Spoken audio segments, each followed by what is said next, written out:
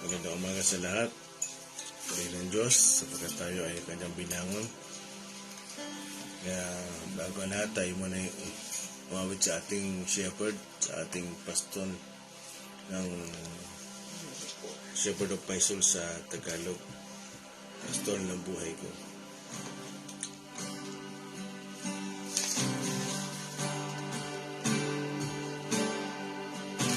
Pastor ng buhay ko, ako'y pagarian mo.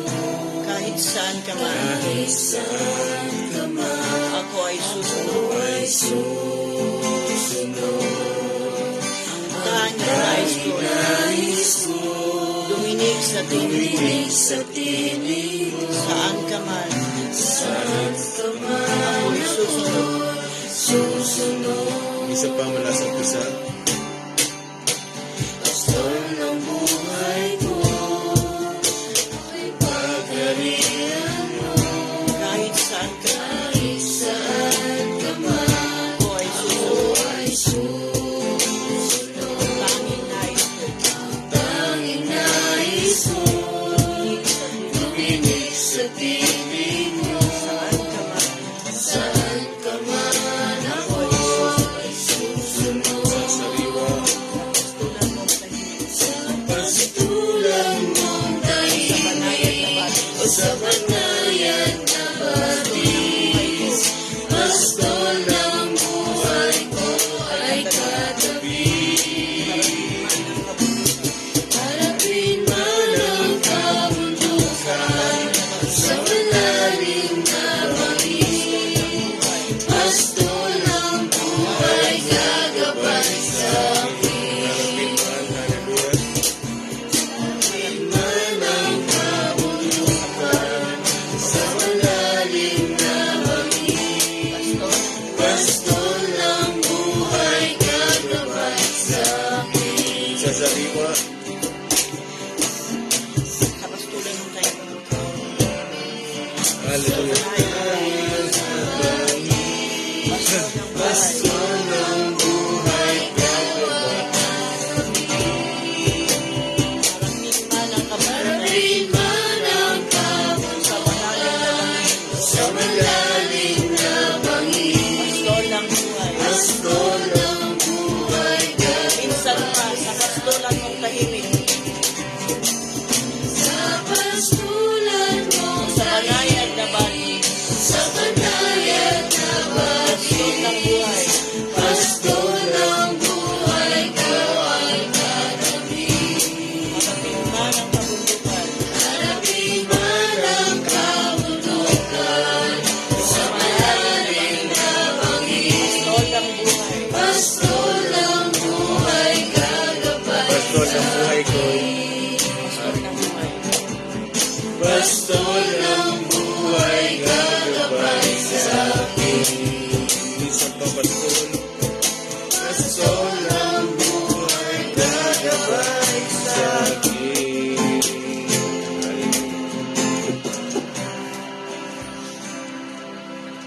aming dakilang pastor. Maraming salamat po sa inyo sapag kami ay tinipo nyo ng inyong mga tupa ay binangon nyo, Panginoon. Ama, salamat po sa inyo sa mga pag-aaral na ito. Yung nagtuturo sa amin upang maunawa namin ang tunay na layunin nyo at ang damdamin nyo, Panginoon. O Diyos, siya sa atin mga aming puso, isipan, yung may taas maparangalan, O Diyos, sa oras na ito. Itagin niyo po ako sa inyong likuran at kayo lamang po ang magpurihan, mapuluguran sa umagang ito. Pagpalain mo, Ama, ang umagang ito sa tanging pangalan ni Jesus. Amen.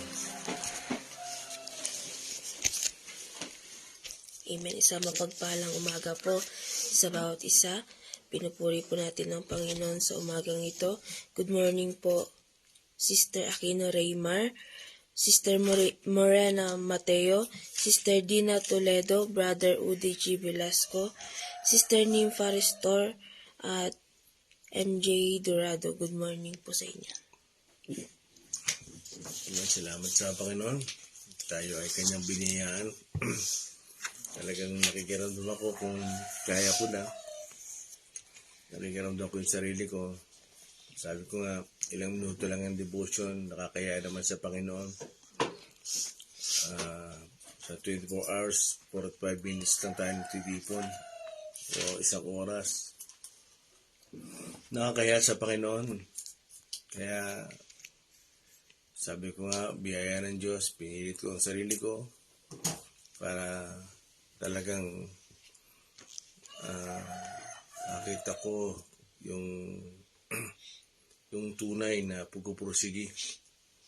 Pero salamat sa Diyos dahil sa Kanya, kaya ang lahat ng ito ay nangyayari. Sabi nga, I can do all things through Christ who strength in me. Kahit pa nung ilang araw na ako ay may sakit, talagang napapansin ko na talagang pinapatamahin ako ng Diyos. Napakahirap na almost 3 days kang para puro tubig lahat ang nilalabas mo. Talagang kung ako lang, ay tatakbo na ako sa ospital. Pero ganun pa man, salamat sa Panginoon sapagat hindi niloob ng Diyos kasi malaking abala. Lalo sa amin. Salamat sa Panginoon, tayo ay magpapatuloy na sa ating pag-aaral. Hindi nyo masyadong pasinin ang sarili ko. Katawang lupa lang yan. Matatapos din yan. Magpapahinga rin tayo sa sariwang pastulan. Amen. Salamat.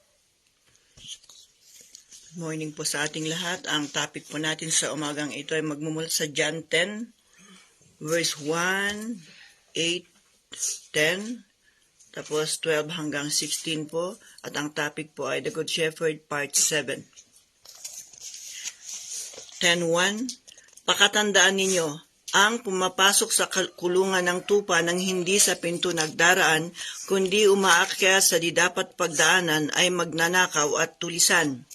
Verse 8. Ang mga nauna sa akin ay mga magnanakaw at mga tulisan, ngunit hindi sila pinakinggan ng mga tupa. 10. Dumarating ang magnanakaw para lamang magnakaw, pumatay at manira. Naparito ako upang ang mga tupa ay magkaroon ng buhay, ng isang buhay na masagana at ganap. 12. Ang bayaran ay tumatakas kapag may dumarating na asong gubat. Iniiwan niya ang mga tupa. Palibhasay, hindi siya pastol at hindi kanya ang mga ito. Kaya't sinusunggaban ng asong gubat ang mga ito at binubulabog. 13. Tumatakas siya. Palibhasay, bayaran lamang at walang malasakit sa mga tupa. 14:15.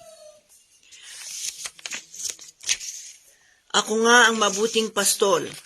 Kung paanong kilala ko ng Ama at siya'y kilala ko, gayon din naman kilala ko ang aking mga tupa at ako na may kilala nila at iniaalay ko ang aking buhay para sa aking mga tupa.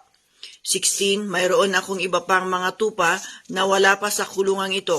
Kinakailangan sila ipasok ko rin at papakinggan naman nila ang aking tinig. Sa gayon, magiging isa na lamang ang kawan at isa ang pastol. Salamat sa Panginoon. Kagaya ng nasabi ko mo nung pinag-aaral natin ng John chapter 10, ano yung tatlong quotation, ano yung tatlong topic doon. Una, yung tunay na pastol at yung tunay na tupa. Yung pangatlo, yung magnanakaw at tulisan. Iisa lang yun. Pag magnanakaw ka, tulisan ka. Alam nyo, pag sinabing tulisan, pinahanap ko nga yung original na salita ng tulisan.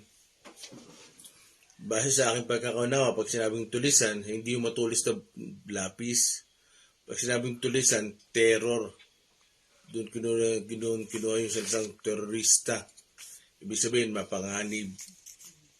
Kaya, sabi sa verse 1, dumarating ang magnanakaw upang magnakaw. Kaya, Yun yung mga pag-aaral natin ngayon.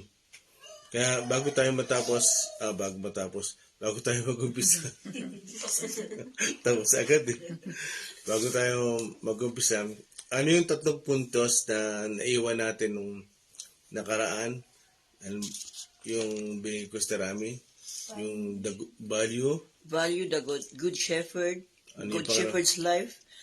2, trust the trust your shepherd. shepherd. 3, follow the shepherd's path. Yun yung 3 na lesson na makukuha dyan. Kasi, alam nyo, pag gusto nyo talagang makilala kung kayo ay tunay na pastor, yan talaga yung mga katangian. Talagang dapat na makuha natin. Kaya, salamat sa Panginoon. Nakaraos tayo. Alam nyo, ilang araw ko nang iniisip yan na gusto ko sana ipaawit yung English. Yung shepherd of my soul. I give you full control. Pero naisip ko na mas ungkatin natin, awitin natin yung Tagalog. Yung pastor ng buhay ko. Alam nyo, kung sa Old Testament, yung priest at tabernacle, priest yung tabernacle, ay hindi pwede maghiwalay yan. Magkasama yan. Kaya, kung yung tunay na pastor at tunay na tupa, hindi rin pwede maghiwalay yan. Magkasama yan. Dahil ang Diyos ang siyang pumili niya. Sabi nga siya ang pumili doon sa kanyang mga tupa. At hinahanap niya pa yung mga tupang naliligaw. Yun ang doon. Ang pastor at church ay hindi pwede maghiwalay yan. Kaya ganun yan. Ganun ang partnership niya. Kaya, bagit mo nga sa akin yung lyrics ng Pastol ng Buhay Ko. Sige. Pastol ng buhay ko, ako'y pagharian mo. Yun, pag sinabing pastol ng buhay ko, ako'y pagharian mo, ibig sabihin, maraming nagsabi nga niyan yung full control. Yung iba naman yung pag-ibig mo ay iparanas mo o patuloy mong ipadama sa akin. Pero ang totoo, ang ibig sabihin ng shepherd of my soul, I give you full control. Ang ibig sabihin niyan, yung tunay na tupa, hindi na siya ang mabubuhay sa sarili niya. Yung pastol. Kaya yung sinasabi sa Luke 17:21, pakibasa nga, may sinabi ang Panginoong Jesus dito sa mga Israelita. Lucas chapter 17 verse 21. At wala ring magsasabing nagsimula na ito dito o doon, sapagkat ang totoo ay naghahari na ang Diyos sa inyo. Yun. Talagang ang intention o mission ng Panginoon, maghari ang Diyos sa atin, sa ating buhay, sa ating puso. Maling-mali yung mga Israelita na dito sa lupa, maghahari ang Diyos. Alam nyo, hindi ba ordinary yung Diyos natin? Talagang ang Diyos natin ay dakila, mahirap ipaliwanag. Kasi nga siya ay malilikha. Bakit siya maghahari sa lupang ito? Sabi nga sa sulat ni David, itong lupa ay tungtungan lamang ng Diyos. Kaya paano siya maghahari dito? Kahit, alam nyo, kahit figure yon, ang ibig sabihin nun, maliit ang lupa para maghari ang Diyos. Alam nyo ba yon? Naisip nyo ba yon pag sinabing Diyos? Hindi siya kasi sa lupa, kasi nga siya ay dakila at walang sukat. No? Kaya, pag sinabing ako nga'y pagharian mo, pastol ng buhay ko, ibig sabihin niya, huwag mo nang bubuhayin ng sarili mo. Galatia 2:20. No? Ang buhay ko ay si Kristo. At namatay akong kasama niya. Sana maintindihan niya sa bawat araw ng pamumuhay natin, pag nag-iibay na ang ugali mo, ibig sabihin, nabubuhay ka na naman. O, Daniel, nabubuhay ka na naman. Angel, Shing, nabubuhay ka na naman. Bakit? Hindi ikaw yan. No? Ganun yan. Kaya, sana maunawaan natin to. Kahit ako talagang tama sa akin to. Kasi, talagang pinapatay ko ang sarili ko. Marami akong dapat patayin sa sarili ko. Kasi mahabang panahon na nabuhay yan. Kaya talagang sa biyaya ng Panginoon, talagang, Lord, patayin mo na ako sa sarili ko. Hindi na ang sarili ko ang mabuhay sa akin, kundi ikaw. Kasi pag ang Panginoon nabuhay sa iyo, nakapagtitiis ka. Wala kang pride, wala kang yabang. Talagang makapagpapatuloy ka. Ano yung sunod? Kahit saan ka man, ako ay susunod. Yun. Kahit saan ka man, ako ay susunod. Ibig sabihin, tiwala ka. Di ba? Doon sa point number 2, trust your shepherd. Tiwala ka. Na alam mo, hindi ka ilalagay sa kapahamakan ng shepherd mo. Kasi nga, tunay eh. Ang shepherd mo, ang shepherd ng iyong kaluluwa, yung tunay na pastol mo, talagang hindi ka ilalagay sa panganib. Tiwala ka. Kaya, Lord, kahit nasaan ka, kahit nasa langit ka, doon ako. Amen. Kahit nasa mga problema, no, sa mga burol, no, doon ako. Kahit na baku-baku yan, kahit nasa pugon, kagaya ng kaibigan ni Daniel, na nakilalang si Shadrach, Meshach, Abednego, no, ay hinagi sila sa bangin, sa pugon, yung sa umuusok na hurno, pero okay lang. Kaya, nung tinapos sila, nakita nung mga guard, 3 lang yung itinapon, tapos 4 yung nakita nila. Pag ang Diyos ang kasama natin, yung panganib, wala kang pag-alala. Wala kang pag-aalala. Kasi bakit? Tiwala ka na alam ng shepherd mo ang gagawin niya. Amen? Ano yung sumunod? Ang tanging nais ko'y duminig sa tinig mo. Yun. Kaya talagang pag ikaw ay tupa, dapat sensitive ka sa boses. Uulitin ko.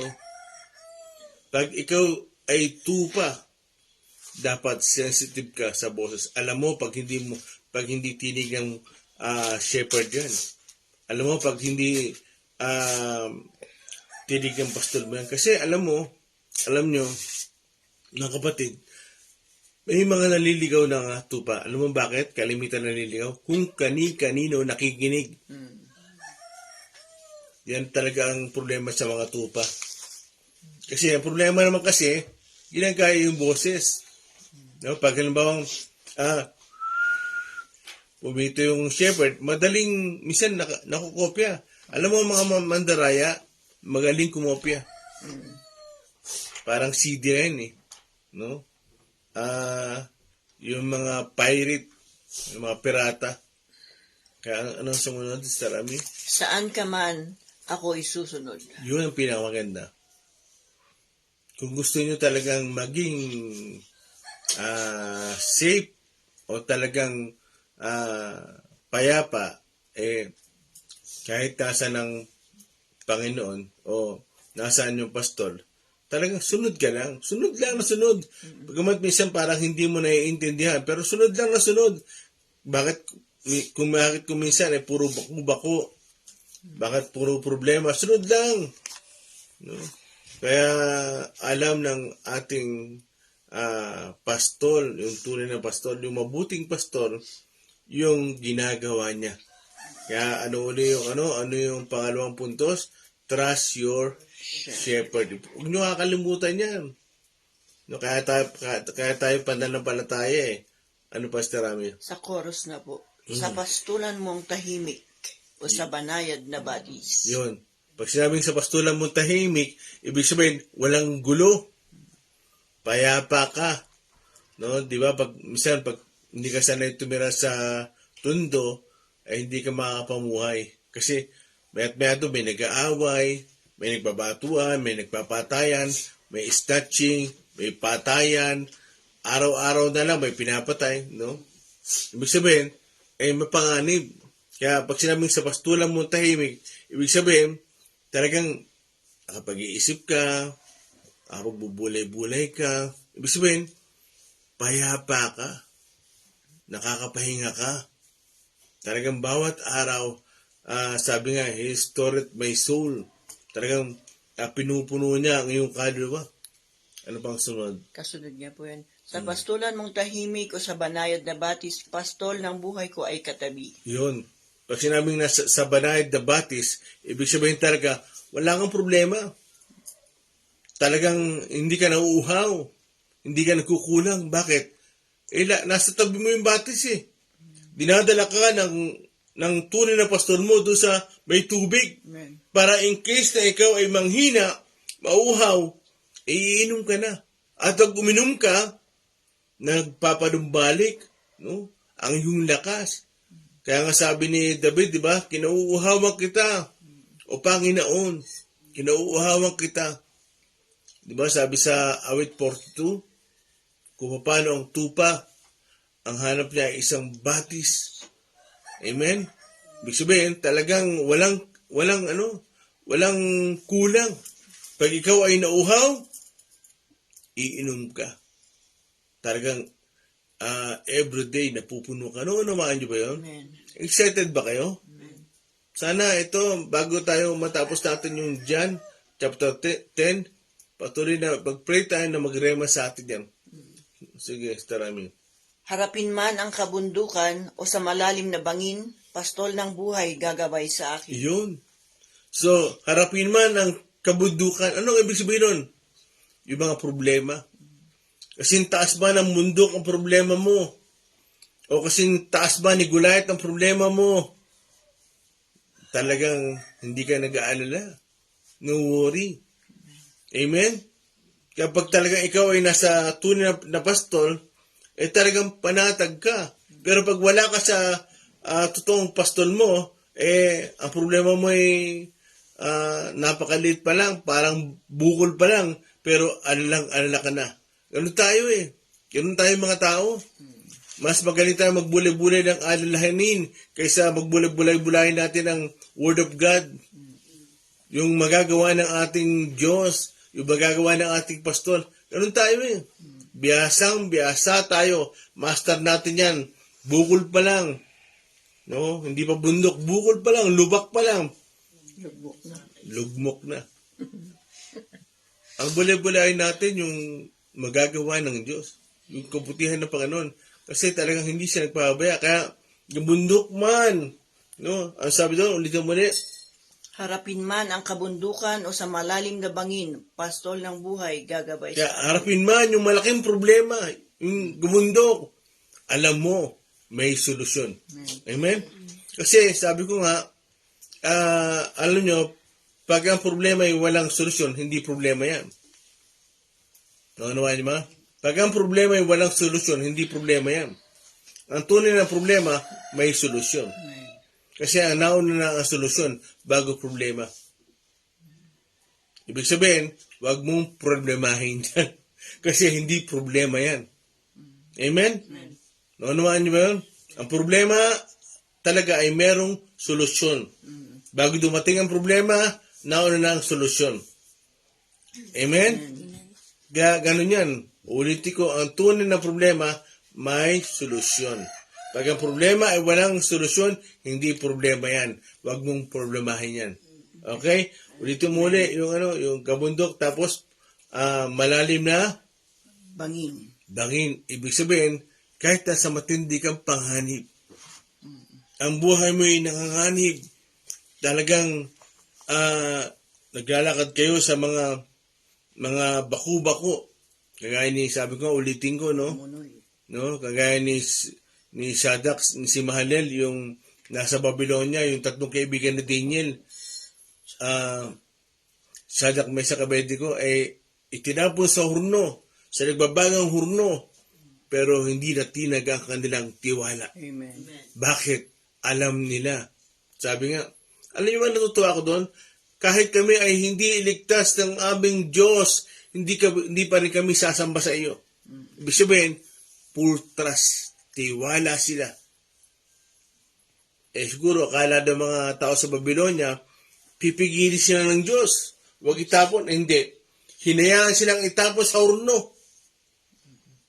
Pagdating sa hurno, yung napakainit na hurno, yung napakainit na apoy, naging aircon sa loob. Amen? Bakit? Kasama mo yung pastol mo. Nandun yung pastol mo. Kaya kahit na ikaw ay nasa panganib, basta kasama mo ang pastol mo, panatag ka. Amen. Tandaan nyo yung ating tunay na pastor, nasa buhay na natin, nasa atin, nananahan. Amen? Sana huwag nyo kalimutan yan. Sabi ko nga, sa pagkakasakit ko, talagang ilang taon na ako may sakit, 4 na taon na. Talagang may panahon na talagang yung mga pagluha ko sa Panginoon, tapos natatauhan ako. Bigla akong kinakausap ng sa loob ko, bakit ka ganyan? Bakit ka nalulumo o kaluluwa ko? Magpuri ka sa Panginoon. Tapos nagpupuri ako.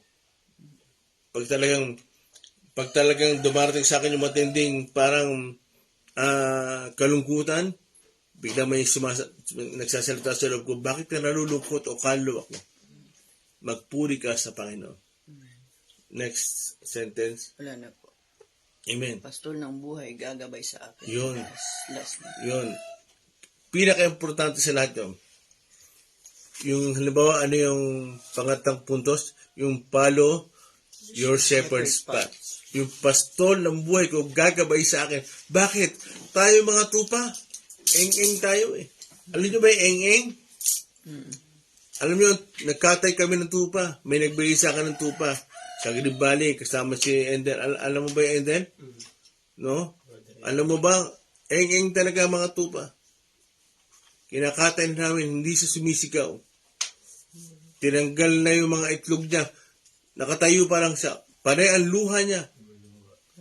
Kaya si Amang, sabi niya, hindi na ako magkakatay ng tupa. Hindi na kayang tingnan. Kaya, alam niyo ba, kaya kailangan natin ng gabay. Bakit? Madali tayong maloko. Madali tayong magtiwala. Madali tayong maisahan. Kasi yan ang katangian natin. Kaya ang tunay na pastor natin, ang siya maggagawi sa atin, alam niya, yung kanya mga tupa, walang kakayahan. Ano ba yun? Yung talagang tupa, hinalimbawa tayo sa tupa kasi wala siyang kakayahan. Amen? Kaya yung tunay na pastor ay nandyan para mag-guide, magbantay, magpakain. Amen? Meron siyang plano. Meron siyang goal para sa kanyang mga tupa. Kaya sabi sa verse 1 sa Rami, Pakatandaan ninyo, ang pumapasok sa kulungan ng mga tupa nang hindi sa pinto nagdaraan, kundi umaakyat sa di dapat pagdaanan ay magnanakaw at tulisan. yun. So, ito yung mga katangian ng mga hindi tunay na pastol. Yung false shepherd. Talagang hindi dumadaan yan sa tunay na daan. Bakit? Ang gusto niya lagi patalikod. Kung magsalita, patalikod. Pag kayo ay naka-encounter ng pastol na mahilig sa patalikod, ay mag-isip-isip na kayo. Huwag nyo na entertain. Kasi patalikod eh. Ang tunay na pastol, no, talagang sa pinto, nagdadaan. Anong ibig kong sabihin? Nagsasalita ng katotohanan. Hayag. Amen? Kaya, anong sumunod? Verse 8 na po. Verse 8. Baka pwedeng doon ka sa harapan. O kakadinyan mo John 10 verse 8. Ang nauna sa akin ay mga magnanakaw at mga tulisan, ngunit hindi sila pinakinggan ng mga tupa. Yun. Mulat mula pa. Sa Genesis pa lamang, no? Talagang nakita natin kung paano gumawa ang kaaway. Talagang nauna sa Panginoong Yesus. Talaga yung kaaway. Yun ang mga nauna sa Kanya. Kaya naman ang mga tupa ay talagang napaniwala. Madaling napaniwala. Kasi nga, hindi siya ang nauna. Kaya nga sinabi ng Panginoon sa 1 John 5:19, din yan, 1 John 5:19 nga, unahin mo. Talagang, kaya ang Panginoon bumaba mula sa langit. Kasi, hindi siya makatiis eh. No, talagang sobra na kasi, yun ang nauna sa kanya eh. Talaga ang mga tupa ay talagang mali na yung ginagawa, kaya nagturo siya. Talagang dito sa lupa, nagturo siya bago siya umakyat sa langit. Daniel? John chapter 5 verse 19. Alam nating tayo yung mga anak ng Diyos kahit na ang buong sanlibutan ay nasa kapangyarihan ng dyablo. Yun. Alam nyo na anak kayo ng Diyos, pero tandaan nyo, ang sanlibutan ay talagang nasa kapangyarihan ng dyablo. Anong ibig sabihin? Kapangyarihan ano? Magnakaw, manira, at pumatay. Ibig sabihin, hinayaan ng Diyos. Hindi ibig sabihin, nasa kanyang kontrol to. Ibig sabihin, kontrol ng Diyos lahat. Pero hinayaan niyang pag-alagala si Satan. Kaya ano sabi sa 1 Peter 5:8, Daniel? 1 Peter 5:8. 1 Peter chapter 5 verse Verse 8. Maging handa kayo at magbantay. Ang dyablo, ang kaaway ninyo, ay parang leyong umaatungal at aaligi-aligid na naghahanap ng masisila. Yun, aaligid-aligid at naghahanap ng masila. Sino mga sinisila niya? Yung mga mananampalataya. Kasi yung mga hindi mananampalataya, matik yun. Alam niyo ba yun? Yung mga hindi naniniwala, matik yun. Ang sabi nga sa John 3:18, sila na ang hindi humatol. Pag ikaw ay hindi nanampalataya sa Panginoon, ikaw mismo ang humatol sa sarili mo.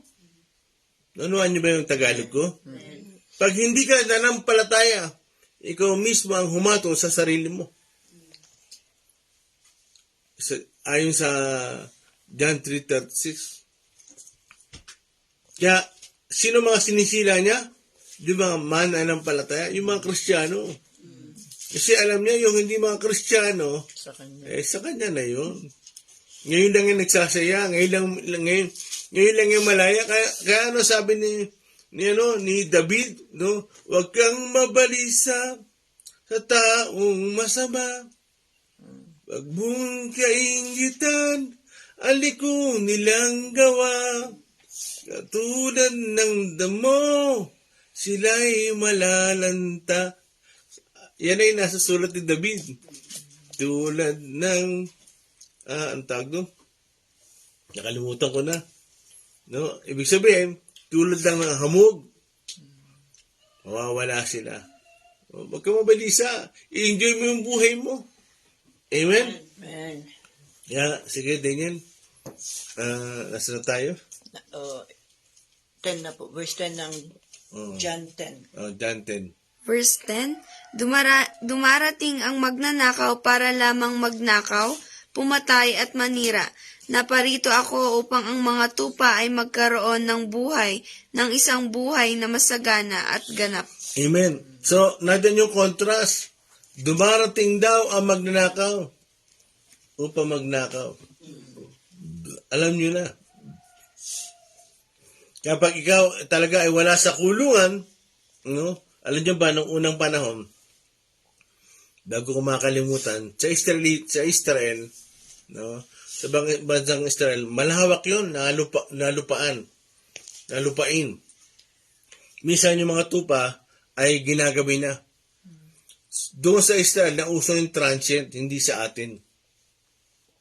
Nung ibig sabihin, yung mga tupa, pag ginagabi na, kaysa umuwi doon sa kanyang lugar, tinatransient yun. Ang ginagawa ng shepherd ay ibinabayad siya. Binabayad yung kawan. Halimbawa, hindi na sila uwi pero doon na sila titigil. So, merong malaking kulungan. Magbabayad doon yung shepherd, tapos papasok sila sa loob. Tapos, yung mga nandoon, iba't ibang grupo. Napipigure out nyo sa isip nyo. Napipicture nyo. So maraming tupa doon pero magkakaibang grupo. Kawan.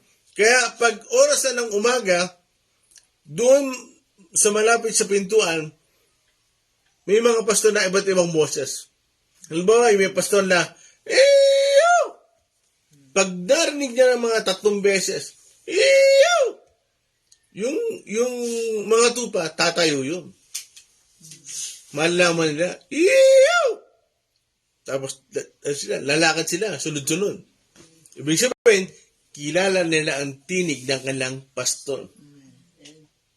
Pag gumano naman yung isang shepherd,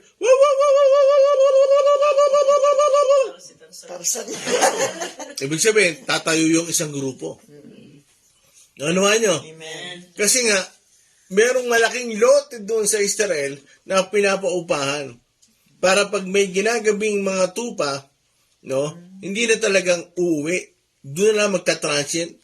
Ibabayad doon, shepherd. Buksan mo sa Lucas 2:13. Sige, tingnan nyo ito.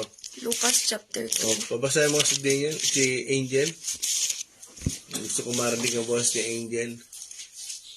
Para ako nasa langit. 2 verse 13. Lucas chapter 2 verse 13. Bigla nilang nakitang kasama ng anghel ang isang malaking hukbo ng mga anghel sa kalangitan. Sila'y nagpupuri sa Diyos at umaawit. Tuloy. 14. Papuri sa Diyos sa kaitaasan, at sa lupa ay kapayapaan sa mga taong kinalulugdan niya. Tuloy. 15.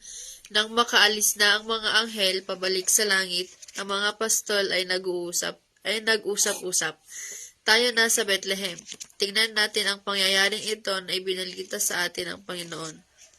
16. Nagmamadali silang pumaroon at natagpuan nila sina Maria at Jose at ang sanggol na nakahiga sa sabsaban. 17. Okay na.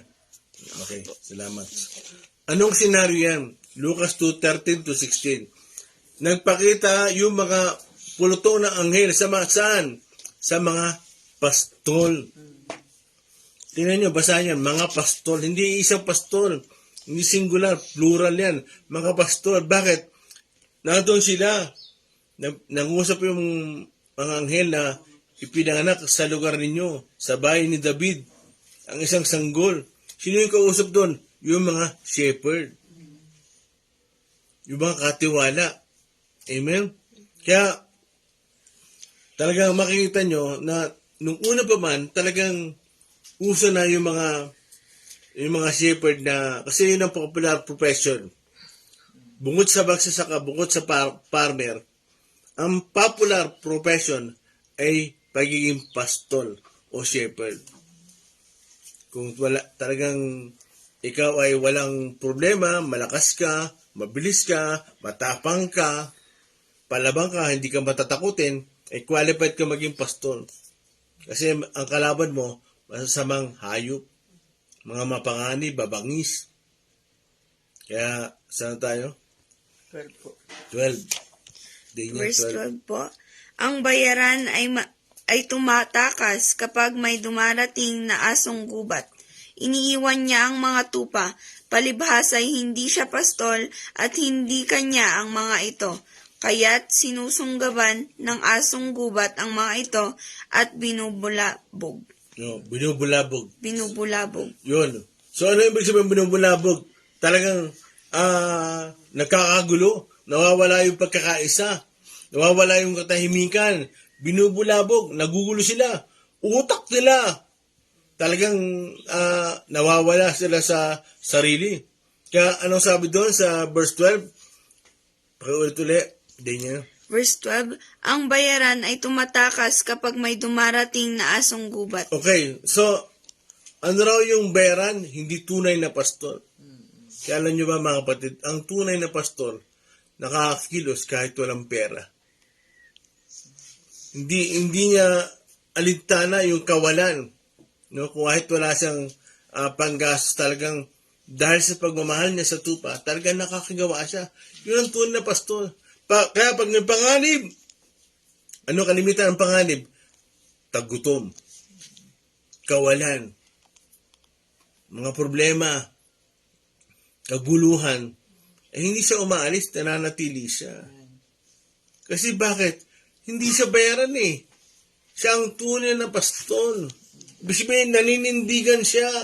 Alam niya ba kung bakit si Moises ay hindi nakapasok sa promised land? Dahil sa tigas ng ulo ng mga Israelita. Napalo niya yung bato. Dapat kausapin niya lang. Pero sa inis niya, kasi nga, tao lang, no?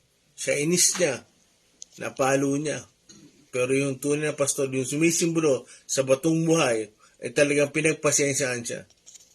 Hindi siya nakapasok sa promised land, pinatanaw na lang sa kanya. Pero pa rin consideration. Kaya, ibig sabihin, kahit na matigas ang ulo ng mga tupa, no? Bakit mo nga yung batch 2, Starami? Ano yung mga katangian ng mga tupa? Masuwain, matigas ang ulo, ayaw mapagsabihan, nagmamagaling, maramdamin, palasagot, madahilan, di nakikinig. Yun. Yan yung mga katangian ng mga tupa. Kaya talagang pag hindi tunay na pastor, aalis yun. Bakit ako mananatili dyan? Wala akong buhay dyan. Yan ang kalimitan ng mga salita ng mga hindi tunay na pastor. Wala akong buhay dyan. Mani ba yan? Hindi luto. Ganyan ang mga salita. So hindi sila tatagal. Kasi ang tunay na pastor, naninindigan. Kahit na malawak ang problema, gabundok man ang problema. Kahit malalim na bangin, mananatili pa rin yung pastor. Bakit? Kasi nga, tunay siyang pastor eh.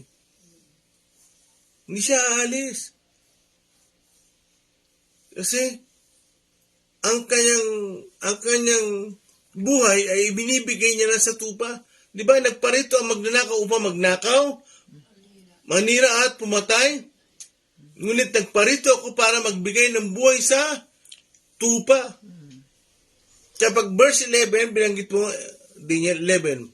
Verse 11, Ako ang mabuting pastol, iniaalay ng mabuting pastol ang kanyang buhay para sa mga tupa. Yun. Kasi ang mabuting pastor, patay na sa sarili niya.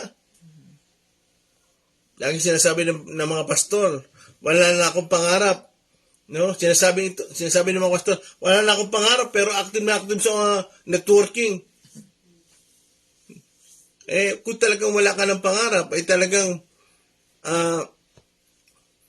pag sinabing wala na kasing pangarap, kailangan maunawaan nila, wala na siyang panglasa dito.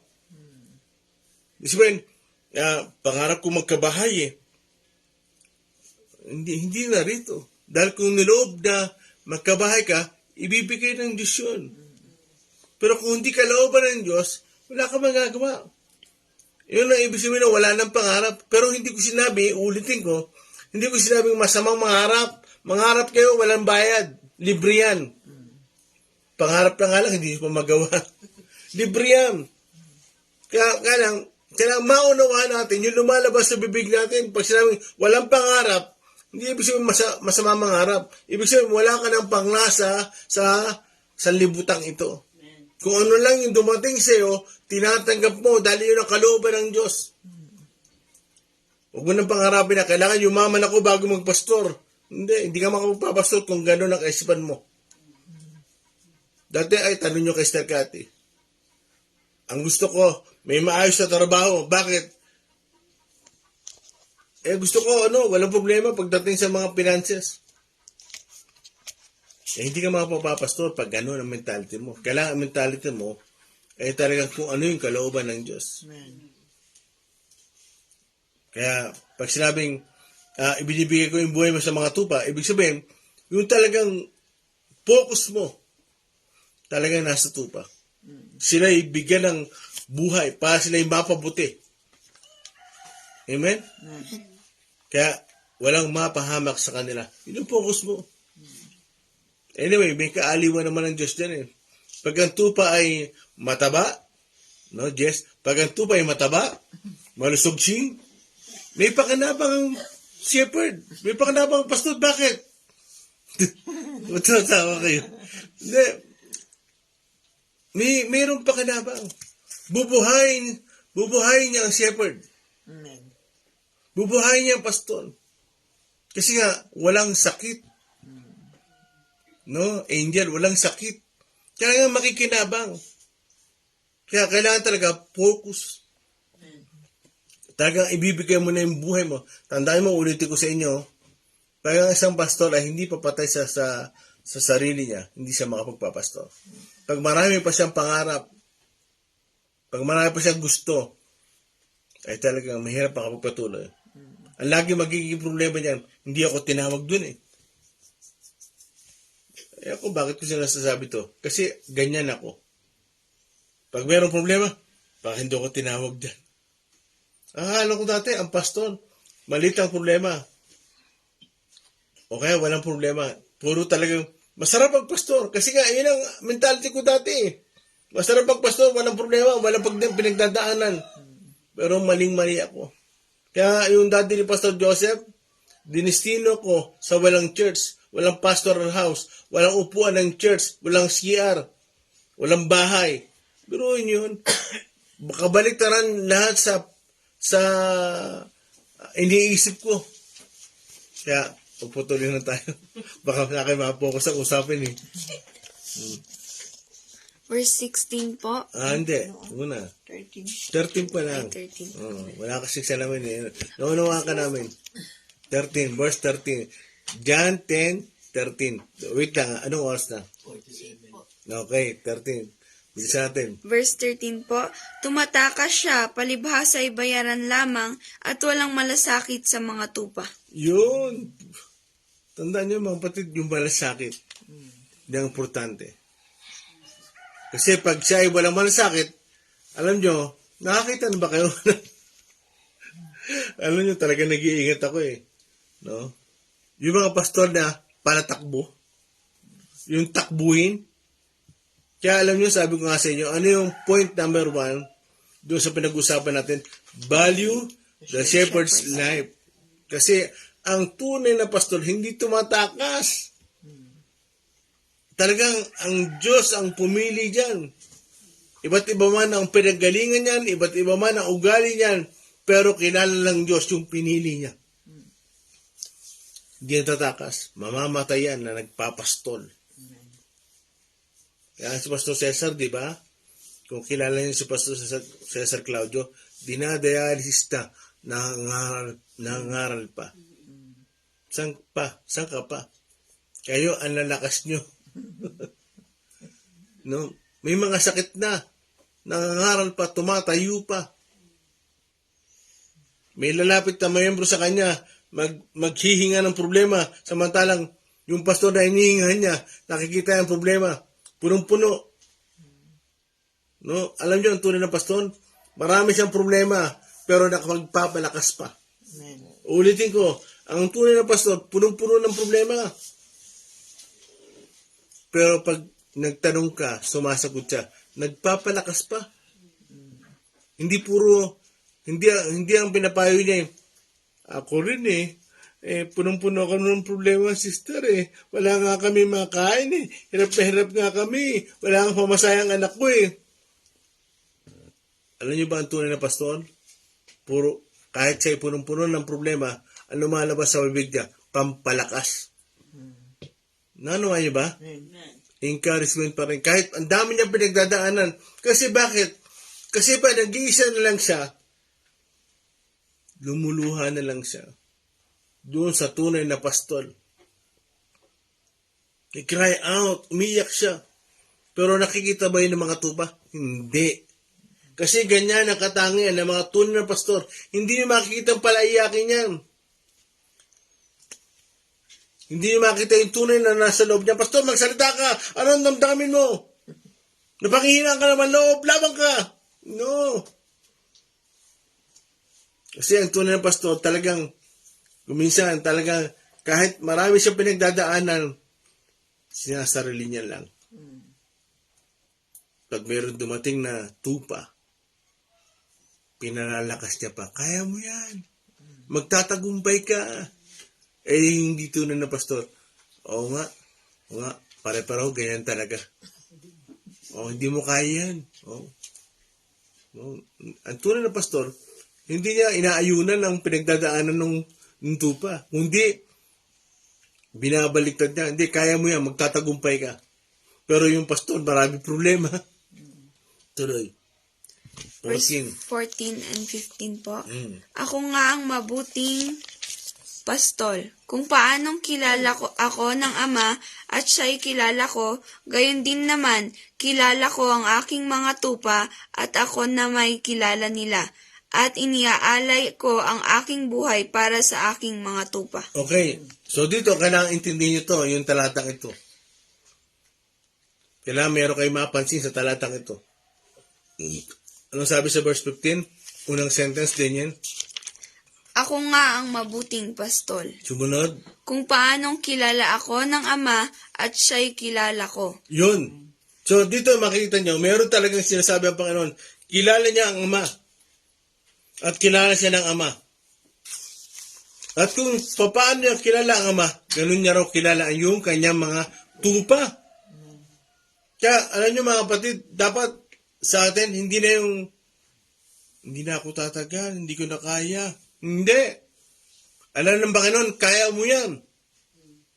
Kasi, pinili ka ng Panginoon, tinawag ka ng Panginoon, magtatagumpay ka, kaya mo yan. Kapag lumalabas na, malapit na ako sumuko, hindi ko na kaya, hindi, kaya mo yan. Amen? Kasi nga, alam ng Panginoon, kilala ka niya. Kaya yung nagsasalita sa loob mo na hindi mo na kaya, hindi ikaw yun. Kasi yung ikaw, ang sasabihin, I can do all things through Christ who strength in me. Kaya mo yan. Kaya sinabi dito ng Panginoon, kung paano ko kilala ang Ama, kung paano kilala ako ng Ama, ganun ko rin siya kilala. Ganun niya raw kilala ang mga tupa. Matindi yun. John 1:18, na kanino. John 1:18. John chapter Sige, bigyan 1. mo, kay Enden. Kaya ba? Malakas. John chapter 1 verse 18. Kailan may wala pang taong nakakita sa Diyos, ngunit siya ay ipinakilala ng kaisa-isang Diyos na lubos na minamahal ng Ama. Amen. Kailanman wala pa nakakilala sa Diyos. Tangi siya. Siya mismo. Kung anong itsura ng Ama, siya. Walang iba nakakita sa Ama. Siya lang. Kasi pag nakita mo ang Diyos, mamamatay ka.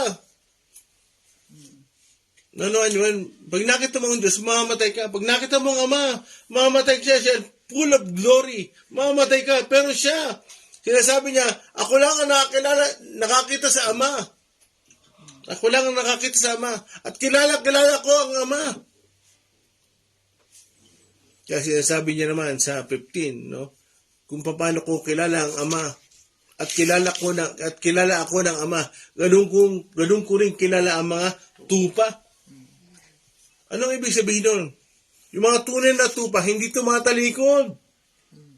Na naman, yung mga tunay na tupa, yung tunay na ligtas, hindi tumatalikod. Tunay nga eh.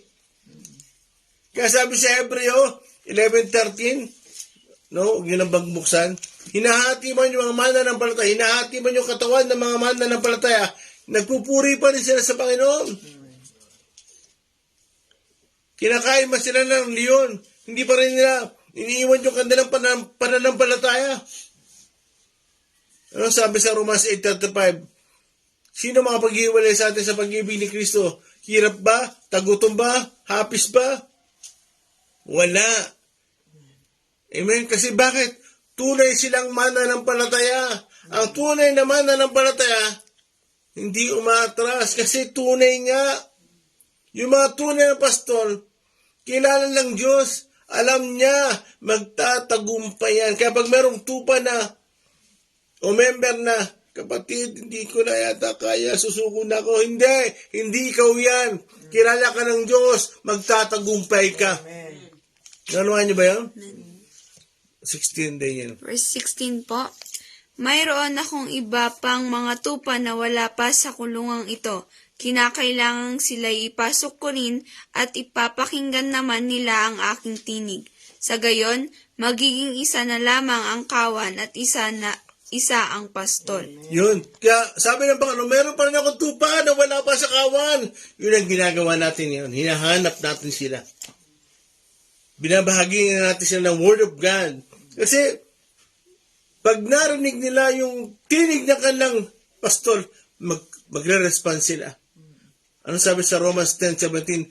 Faith cometh by hearing the Word of God. No, talagang pag narinig nila yung salita ng Diyos, talagang magre-respond sila. Talagang mabubuhay sila. Bakit? Tinawag din sila ng Panginoon. Kaya mga magulang, mga kapatid, wag tayong sumuko. Makaisa tayo sa gawain. Makaisa tayo sa mga pastor natin. Makaisa tayo sa mga manggagawa. Huwag tayong manatiling mabuhay. Huwag natin tapusin ang buhay natin na para bang sa pagtatrabaho, sa pag-iisip. Huwag natin tapusin yan. No? Talagang makaisa tayo sa pagbabahagi ng salita ng Diyos. Amen? Kaya mga tunay na pastol, no? Talagang naninindigan, gumagawa, kumikilos, may plano siya sa kanyang mga tupa. Amen? Kaya, bukas uli, ulitin natin yung aming Diyos. Aming Diyos. Anong oras na sing? Oh, sige. Sister Cathy? 58 po. Okay, aming Diyos.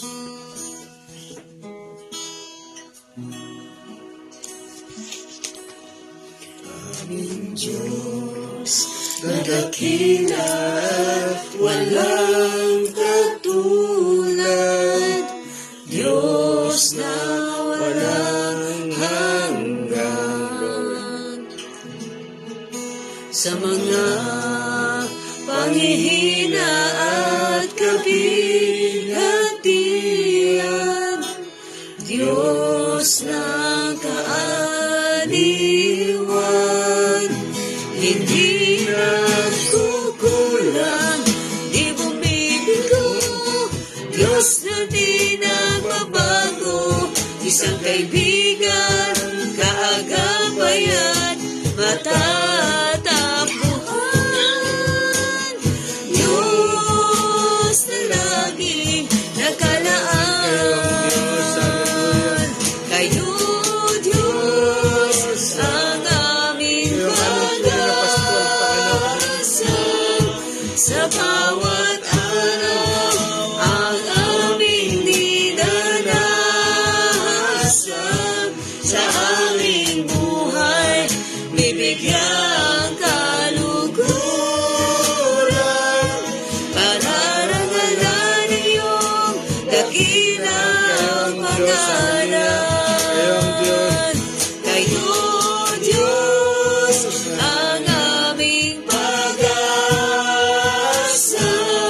Sa bawat araw, Ang aming dinanasan. Sa aming buhay, bibigyan kaluguran. Pararangalan ang iyong dakilang pangalan.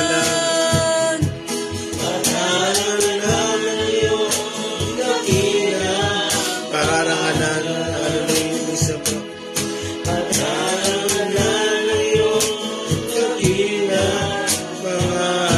Parangalan natin ang ating pastor, ating mabuting pastor, the shepherd of my soul, parangalan natin siya, glory. Pinapararangalan ka namin, aming Ama. Pinararangalan ka namin, aming Panginoong Jesus. Purihin po kayo, Holy Spirit, purihin po kayo sa Cathy. Thank you, Jesus. Maraming salamat sa inyo, Panginoon. Tunay po kayong mabuti sa amin. Palagi niyo pong pinapakita sa amin na kayo ang higit na nagmamalasakit sa amin, Panginoon. At kung kami man ay may pakikinggan at titingnan, yun ay dapat katulad niyo po, Panginoon, na ang tunay na malasakit ay ibinigay sa amin sa pamamagitan ng pagbibigay ng inyong buhay. Salamat sa inyo, O Diyos, sa umagang ito. Dalangin ko, Panginoon, na ang bawat isa bigyan niyo po ng kapayapaan, kapanatagan, at kalakasan, Panginoon, at pagpapala na nagmumula sa inyo, Panginoon, kung ano yung deserve ng bawat isa, kung anong kailangan ng bawat isa, Panginoon. Sa inyo pong papurit pasasalamat. Dalangin namin ang patuloy na healing, Panginoon, sa pangangatawan ni Pastor Jim, O God. At salamat sa kanyang buhay na patuloy na ginagamit niyo, Panginoon, para kami lahat, Panginoon, ay maturuan, O Diyos. Salamat sa inyo. Ang papurit pasasalamat ay para sa inyo lamang sa pangalan ni Jesus. Amen. Amen. Good morning. Good morning po sa lahat. Josefina Lumapad, Reyes Chantal, Sister Rochelle Nopre, Anita Katembong, Reyes Christine, Ate Budang, Auntie Salil Laksigen, Ate Che Mentel, Mary Chris Claudio, Ivan Kier Tataro, Brother Julius Sales, Raquel Narboneta, Mercy Dorado, Oliver Martinez, maraming salamat po sa pagsama niyo sa amin.